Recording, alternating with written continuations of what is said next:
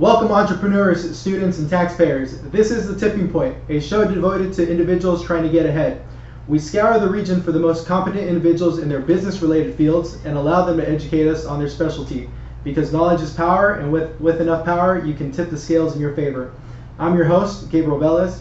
Today's episode is brought to you by Tehrani and Velez, the #1 up-and-coming tax and accountancy firm out of Orange County, specializing in working with closely held businesses. Our guest today, Rick Girard, founder of and CEO of Stride Search, which he has expertise in talent acquisition, creative sourcing, consultative management, and winning placement strategies. Rick Girard brings world-class leadership to firms across the nation to meet highly challenging business and talent acquisition objectives. As a reminder, if you like today's content, please remember to like, share, and subscribe. Welcome to the show, Rick. How are you doing today? I'm doing excellent. Thank you for having me, Gabe. I'm excited to be here. Man, not only do I have you as a guest today, but you have your own radio show I do. On OC Talk Radio. Yes. And it's called Higher Power. Hire. It's not a religious show. It's not a religious show. And what do you guys talk about on that show usually? So we discuss and break down issues that companies might have in the hiring process. So what we want to do is provide content that allows entrepreneurs and businesses the ability to attract talent and hire the talent they need for them to succeed. Okay. And get out of their own way in doing so. Okay, and more important now than ever because Yes. we're at like full employment, right? Less than 3%, I think. Yeah, well, I think Orange County is at 2.8% as Wow. of last month, and I do know that in the professional realm, it's less than that. Yeah. You know, and if you're relying on really bad job descriptions and job boards to attract talent, you're scraping the bottom of the barrel, and you're pretty much getting the unemployable. So I recommend not doing that. Absolutely. Shameless plug. And another plug for you actually is I've used a lot of the techniques that I've learned from you in person and then also on your radio show to actually hire because Awesome. I've experienced it, right? So my day job, obviously I'm an accountant. I run a firm located out of Orange County. And The firm, the #1 firm. Yeah, absolutely. And before listening to you, and this is the God's honest truth, before listening to you, we had a harder time recruiting, right? Because, like you said, the financial industry is right now. Everybody has a job. Yeah. Less than 1%. Absolutely, and I'm sure it's kind of difficult to find people who are really ready to, like, nobody's looking for a job. Exactly. So you have to reach out and find them. Yeah. You know, we're in a market where you have to tap people on the shoulder and say, hey, what's going on? How can I help you out? And especially if you're focusing on their career. Gallup did a poll last year. 68% of the U.S. workforce is disengaged and disenchanted in their current roles. So that means that's a huge pool of people that are not looking for jobs, but are easily, if you can provide them whatever it is they're lacking in their career, it puts you in a situation where you have competitive advantage and you can pull somebody who's a really, really solid performer. Yeah, I mean, right, so job boards, they don't really work in this environment, or they don't work as well, right? Because people aren't actively looking for jobs at this point, usually. Well, I haven't used a job board in probably 15 years. Yeah. I mean, to find people, and companies tend to use them as like their backup plan. Okay. So, you hear a lot of people saying that they respond to jobs and they never hear anything back. Well, that's because it's kind of the wrong way to go about doing a search. Okay. The way in which you should approach if you are looking is that use the power of tools that are out there like LinkedIn and some of the other, like, your #1 way to get into a company to get yourself hired is go through a referral. Right. Employee referrals are always the strongest references. Mm-hmm. So if you can find somebody who works at a company who maybe is a friend of a friend who can make an introduction, that's your best way in, 9 times out of 10. And you will get a call back and you will get some traction. Absolutely. You're kind of talking about it from the employee's perspective, right?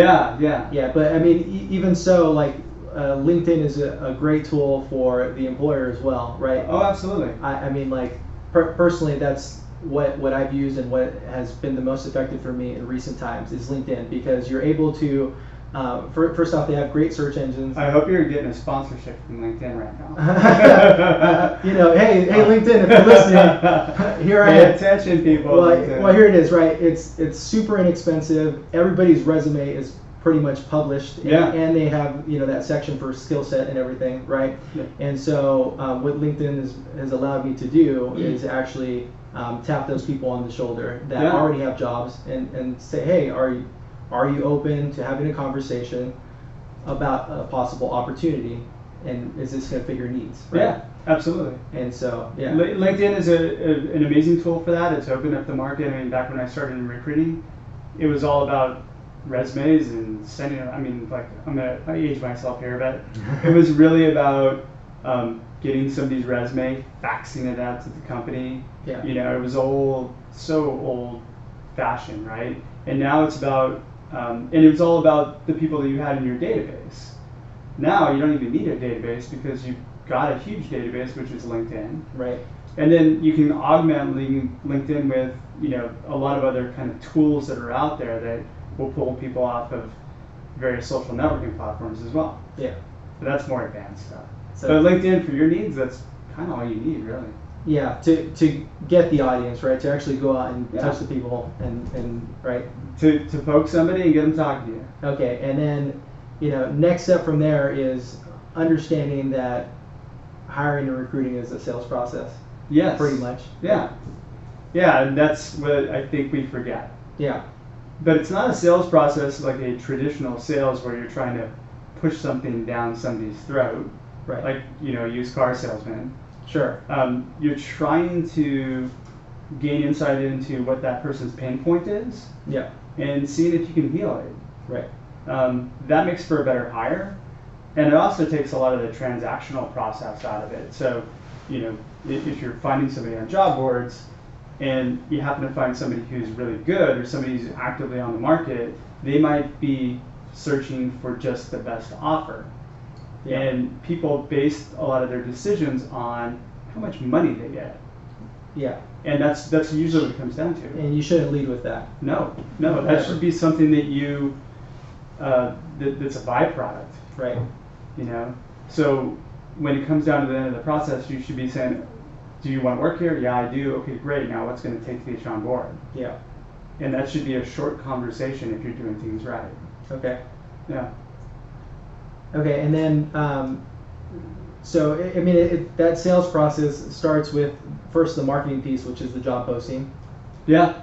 Okay. Well, you want to go back to the job description? I mean, we can go. That's where you need to start. Right. Otherwise, you're not going to get that first conversation going. No. So, job descriptions are effectively terrible and broken, and you need to treat them like they're a marketing document for your company.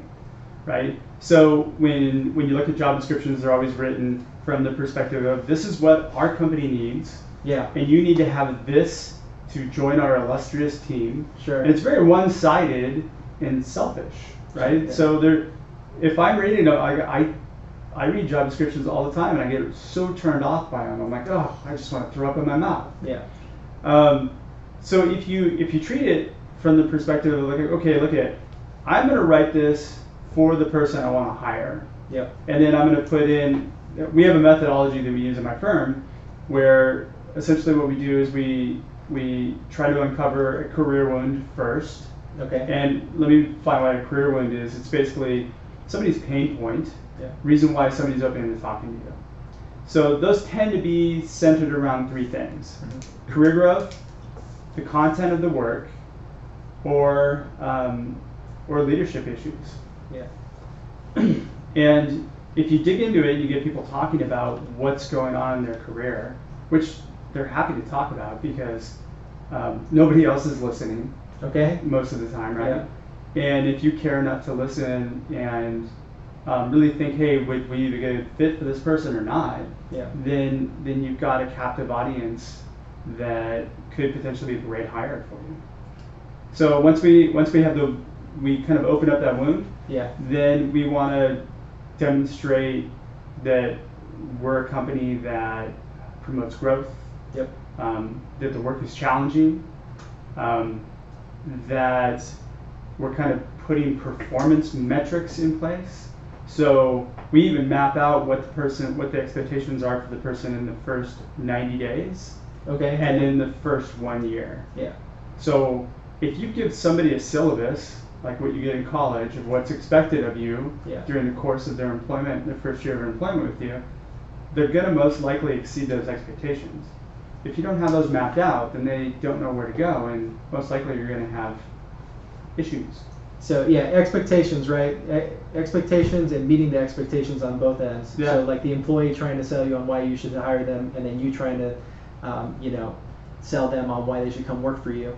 You don't want, if you go back to the analogy of buying a car, you don't want a lemon. You don't want to find out what it was that you thought you were buying, you actually weren't buying.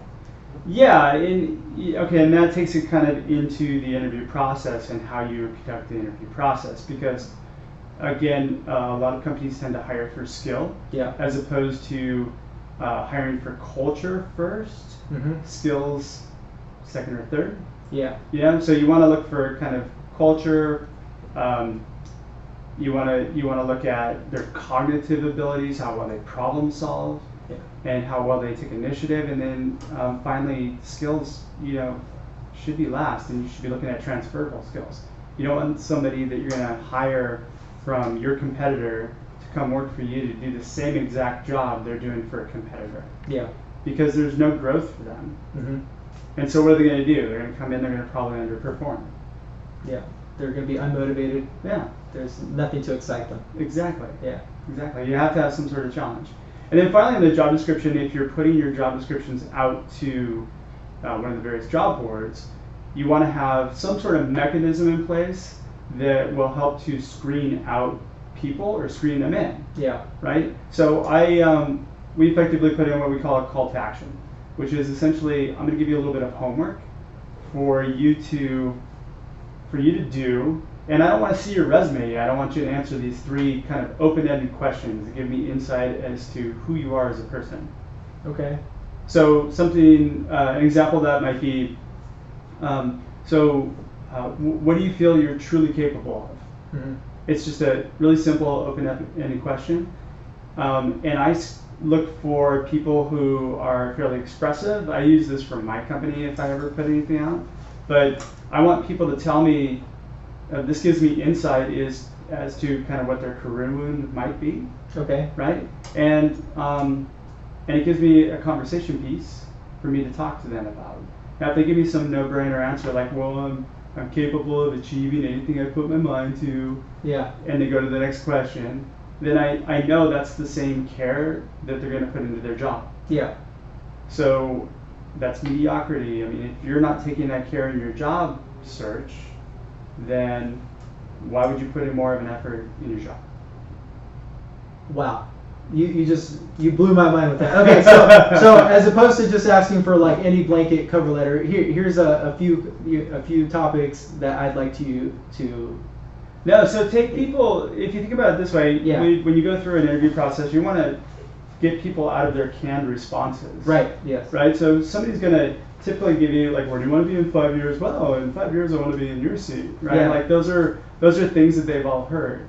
But what you want to do is you want to get to the core of who that person is. The point of an interview, when you get to that point, or a conversation, is get to the truth of who that person is, so that you don't have these surprises of, oh gosh, this is totally different expectations than what I thought it might be. So, taking it a step further. Sorry about the phone. No, it's okay. If you need to take that. Oh no. Yeah.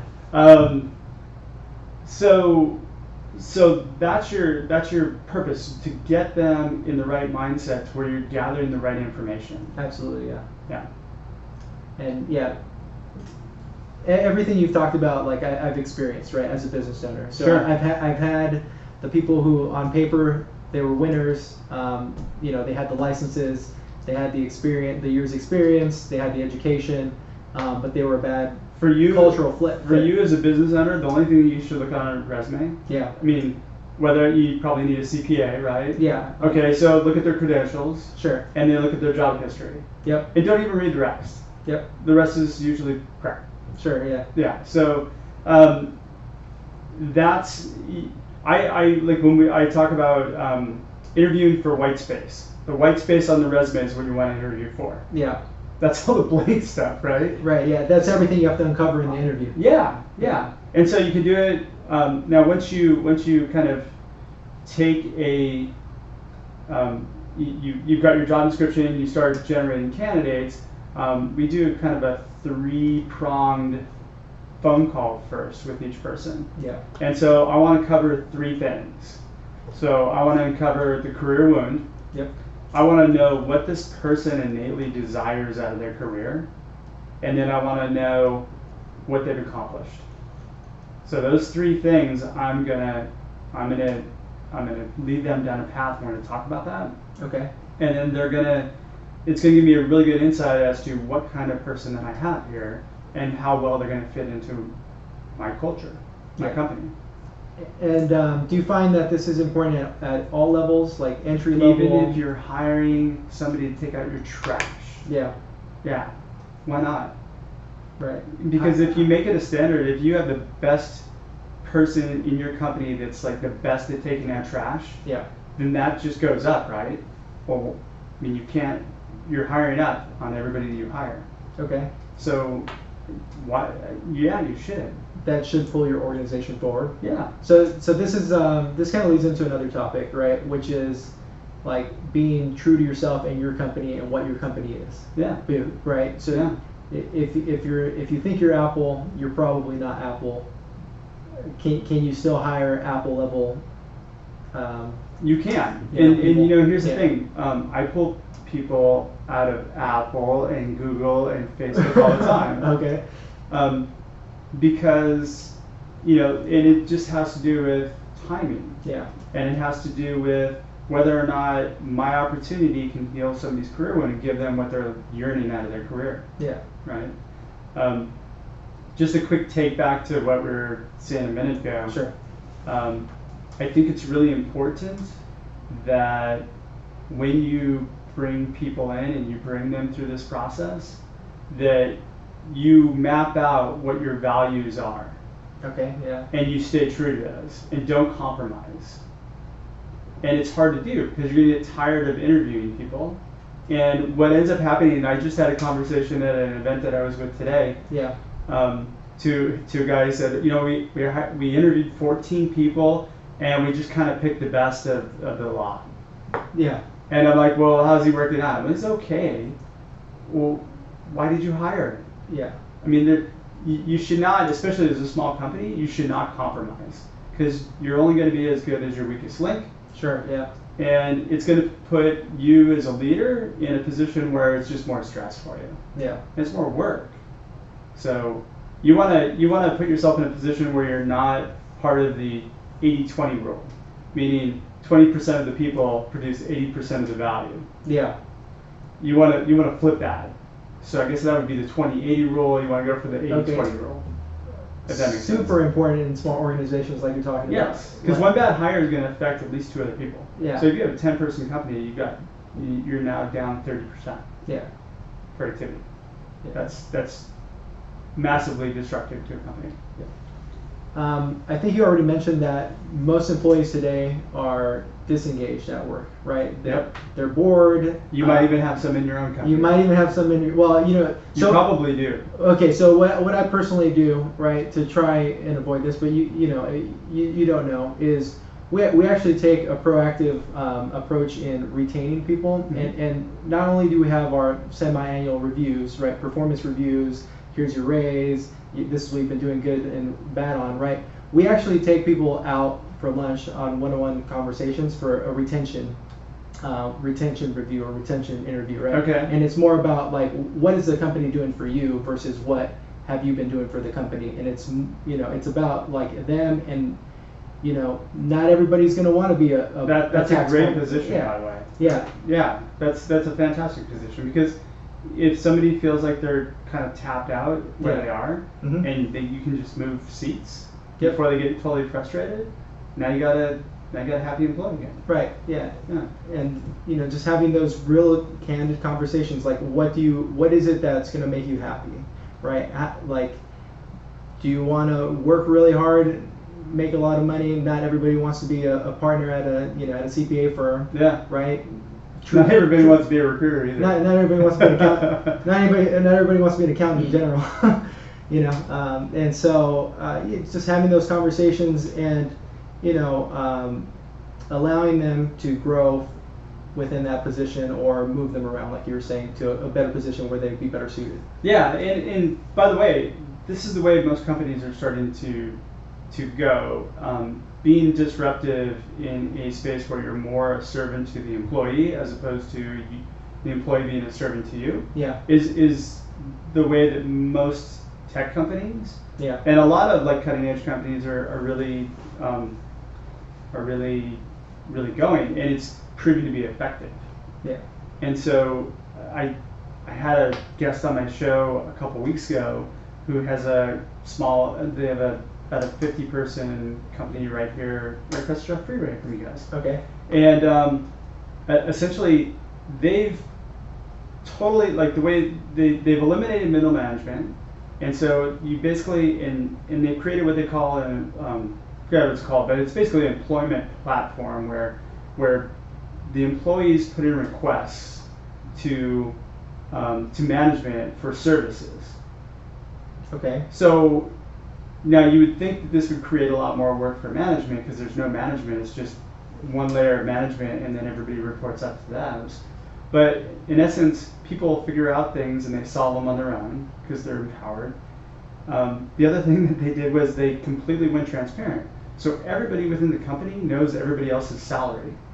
Wow. Which is really bold, right? Yeah. But what's been the result of it is they found that people were effectively raising their colleagues, and they were saying to upper management, hey, so-and-so has been doing a great job, and he's not making as much as he should be, so we're gonna nominate him for a raise.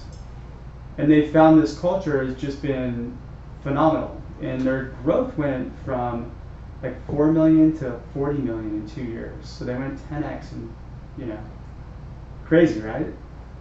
Yeah, that's pretty crazy. I mean, you're talking about disrupting, like, yeah. That's pioneer stuff, right? Yeah. And so, but if you do it, why not? It was a bold move, and it seems to be paying off for them. Yeah. Yeah. But be creative and do what your staff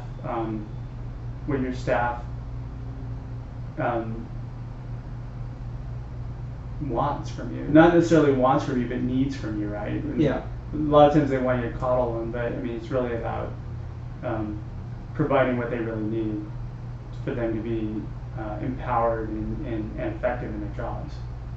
Yeah, I mean, here's the thing, right? So, like, in my profession, and I mean, I guess in any profession, you're dealing in an atmosphere where, like, technology and ideas they're continually moving forward and at a really rapid pace. Sure. Right? So, like, even somebody who's 30, 40 years old can actually be a dinosaur in this, right? So, like, yeah, I'm a dinosaur. You're a dinosaur, right? but you constantly go back to kind of re-educate yourself and reinvigorate. Yeah, I mean, I'm trying to always make sure that I'm ahead of the curve, and I just happen to have like an insatiable need for like innovation. Yeah, it's like part of who I am. I mean, that's part of your background, right? Yeah. Which is you come from a tech background, recruiting in tech. So. Yeah. And so it's probably browbeaten into me when I was like a young fledgling business. Okay.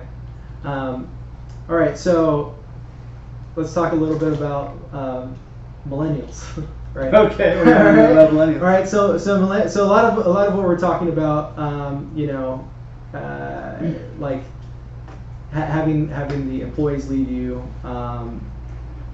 All right, so like millennials get a bad rap, right? So like sure. they're disengaged, they're lazy, they don't like working hard, right? These are kind of like the. I don't know if I necessarily agree with that. I mean, I don't either, but this is like right. I mean, I hear a lot of, I meet some of my colleagues that are like, oh, millennials, and I think you just have to change your leadership style. Okay. And you have to be able to do workarounds. Now, also. You're also hiring the wrong millennials. Yeah.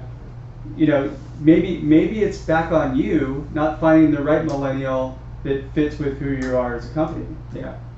So you can't blame a whole generation. Yeah, because they might be lazy or whatever else. People, creatives tend to be you're not going to get creative in your office before 11 a.m. Okay. I mean, you just got to know who you're dealing with and know how to manage them and be okay with things. Yeah. They need more freedom, but Google is a very good example of, they've got tons of millennials, and they keep them engaged, and they keep them in the office, and they keep them there. Mm-hmm. That's why companies have ping pong tables and foosball tables, so they don't leave. Yeah. They bring in food.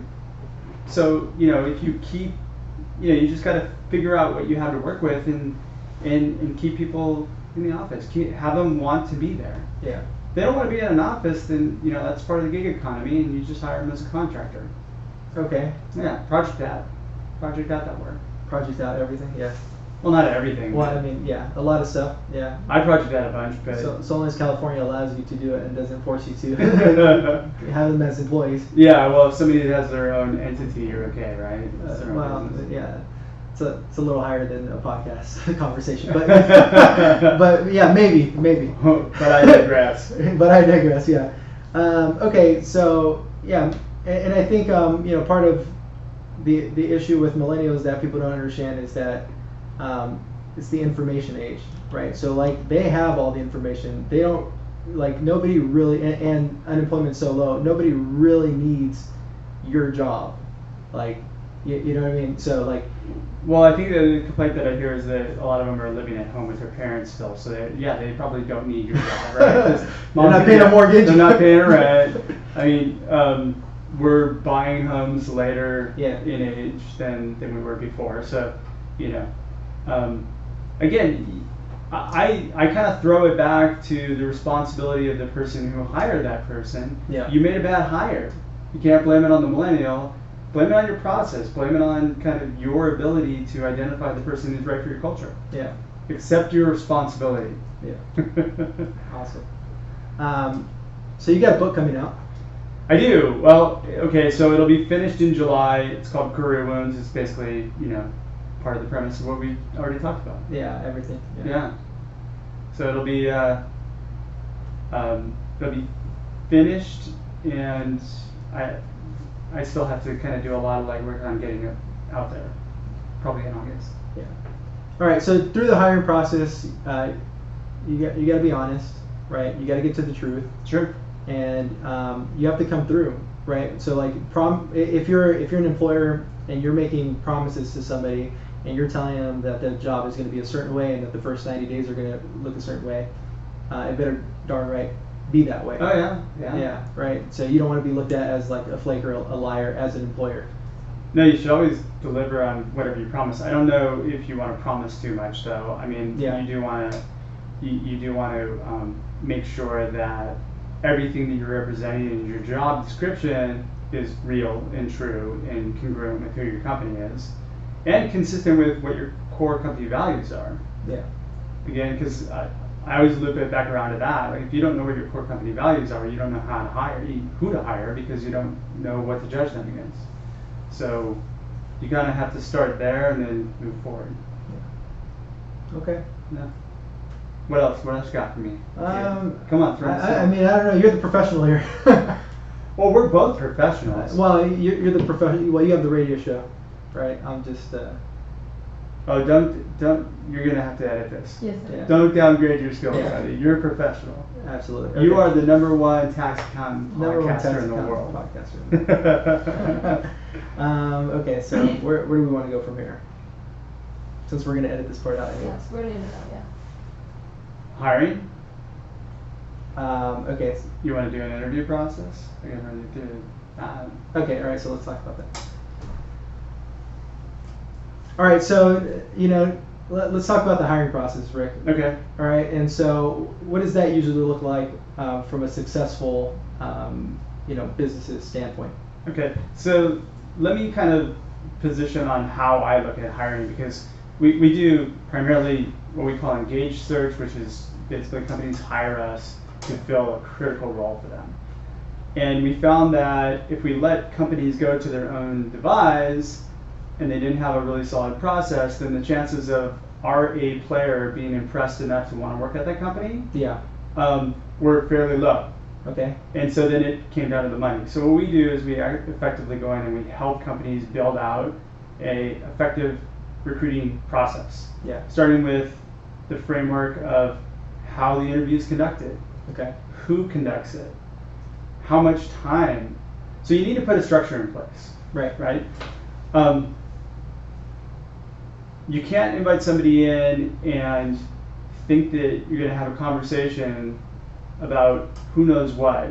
You know, just, let's just kind of talk. Their feelings, yeah. Yeah, you need to have a path that you take them down that challenges them mentally, but then also puts them in a position where they're impressed by you. They're like, wow, I've never experienced an interview like this. Okay. So if you think about interviews that you've been on early in your career, maybe I have, I just remember going in, you kind of bullshit for 45 minutes. Right. And they're asking you like the canned interview questions, and then they kind of start making judgments of whether or not they like you based on really answers that have nothing to do with the quality of work that I've done or really anything that I've accomplished, right? So they run off bias. Okay. And you want to essentially eliminate bias from the interview process, and you want to look for opportunities to hire like diversity of thinking, you know, and maybe even culture or whatever else. But you want to make sure that you're looking for opportunities to hire people who you wouldn't normally think, oh, I want to hire this person, but you got to find the evidence to make sure that you get to that this person might be great for your company to complement whatever skills you have. So let me take it back to the structure. You want to have a timed structure where everybody who's involved in the interview process has pre-assigned questions that are testing against your company culture. Okay. So I usually run like a panel of 3 to 5 people, and no more than 45 minutes apiece, so it's like 30 to 45 minutes. And each person is asking behavioral questions and engaging in a deeper conversation that might unearth who this person is and whether or not they match your company core values. Yeah. So then, now what I also do is I always build in with each interviewer what I call a knockout question. Yeah. So a knockout question might be something like, do you consider yourself to be lucky? Right? That shows your attitude and how you view the world. Right. I actually have a client that's important to them. Like, so we built that as a knockout question. You don't want an answer like, no, I'm unlucky. I never get But ahead. people are usually on it. No, I'm not a lucky person at all. Yeah. And you might get variants of that, like, well, I consider myself fortunate. You can get kind of, but when somebody says, no, I'm not lucky at all, and in fact I have the worst luck ever, and here's why. Yeah, that's not exactly. That's not somebody who actually fits with your culture. Yeah. So those would be things that, as you're going through the interview process, you find out. And when somebody hits a knockout question, it's not congruent with what your company is. Right. Then you kind of wrap up the interview. You let them know that, hey, look at, based on our conversation, I don't know if we're going to be a fit for you, and vice versa. So thank you so much for your time, and you release them at that point. Yeah. So you save the time of the other people in the interview panel. Yeah. Is it best to tell people like during the interview process, like, this isn't working out, it's time for you to leave, or is it best like, we're going to wrap up here and I'll follow up with you? No, you do it in a professional manner. Yeah. I always recommend that you close the process when you can, as quickly as you can. Right. So hey, look at, one of our core values is we like to have people that are very optimistic, and being lucky is part of that. So while I really appreciate your time that you came in today, I'm not sure if we're going to be a right fit for each other. Yeah. I mean, I think you'd agree with that. And they'd probably say, yeah, probably. And then, thank you so much. I mean, if there's anything I can do to help you out, please let me know. And we'll validate your parking. It was really great meeting you, and make them feel good about, that, and send them on their way. Yeah. There's nothing wrong with providing feedback. I think a lot of companies are very they don't provide feedback, or they don't close out the process, or they just disappear because they're afraid of getting sued. Well, I mean that Yeah. that is an atmosphere that is a real worry, right? Yeah. Litigation, but Yeah. but at the same time, treating people the right way, giving them information that Yeah. can help them in the future, right? Yeah. Yeah. That matters too. Yeah. Yeah. I think I haven't ever had anybody had that come back and bite me in the butt when Yeah. I've given people feedback. And in most cases, they appreciate it, because I position it like, hey, look, I really want you to do well your next interview, and I do it in such a way where we kind of both agree together that, hey, look, it wasn't really a right fit. Yeah. It's not really where you want to go in your career, and I think we're going down two separate paths, and it's the truth. Mm-hmm. And they usually agree, and we're friends, and Yeah. Yeah. That's actually a similar conversation. And I don't know. I mean, you're more on the hiring side, but that's a similar conversation that you have when you have to fire somebody. Like, Yeah. right? It's Yeah. like, this isn't working out. This isn't the best place for you, and this, like, you'd be better suited somewhere else. Well, if you can get them to quit, then you're better off than firing them. Well, it's just from my experience too. If somebody quits, they feel better about it because it was their decision. If they get fired, then Yeah. that's not a good thing. Yeah. Sometimes that bites you in the ass. Yeah. It's been me in the butt a few times. Oh, really? Yeah. Yeah. Okay. Okay. So let's continue down that path then. The structure. Yeah. Okay, so those are the 4 things in the structure, and then the really most important part, if you take somebody through an interview process, is that you wrap up correctly with them.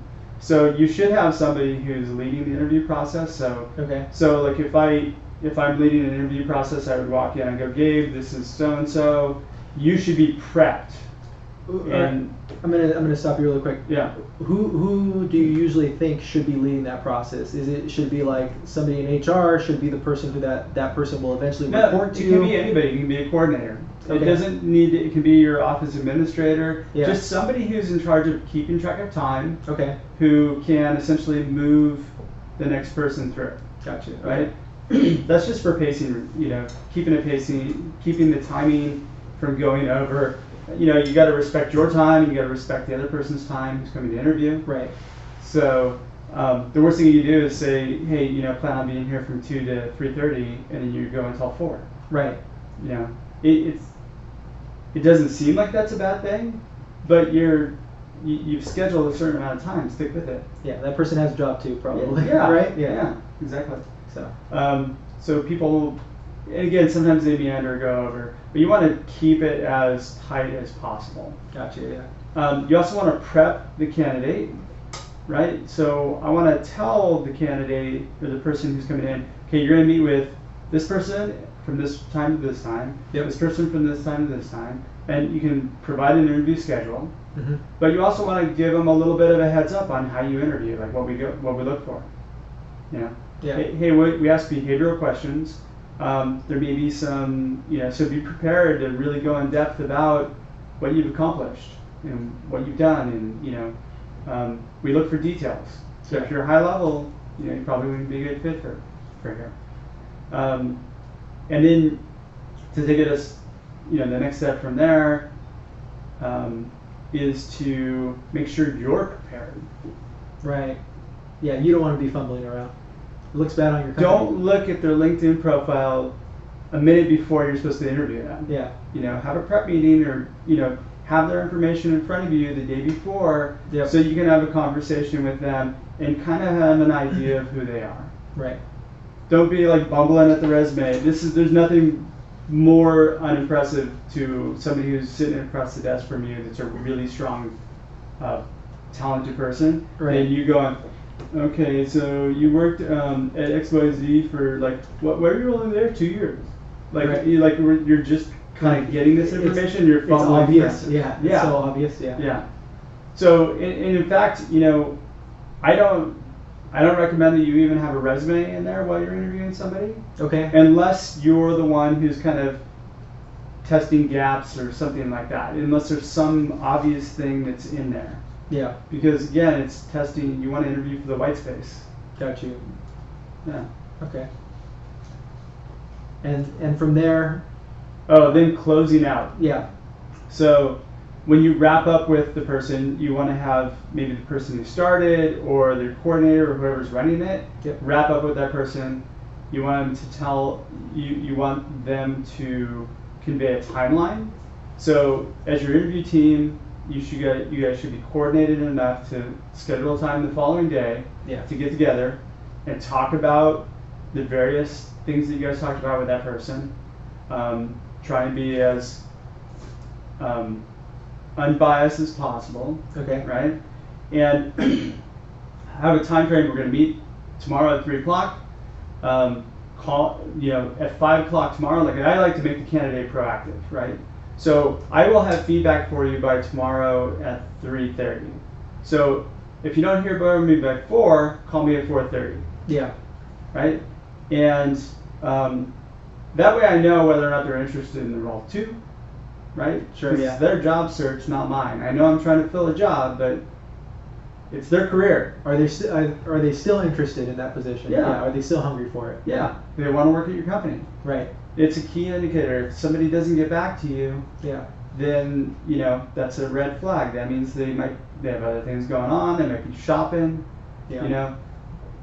Those are just like little things that you want to. I mean, one of the little things that I think are lost, right? And this has been my experience lately, right? Back when I was applying for a job, 10 years ago or whatever, I used to follow up with a thank you email, actually thanking the person for having interviewed me. Yeah. I think, I don't know where that's gone, but I don't see that much anymore. You might get a text message. Yeah. A text message would be fine if you have my cell phone. Text me, but at least thank me for having interviewed you. Gosh.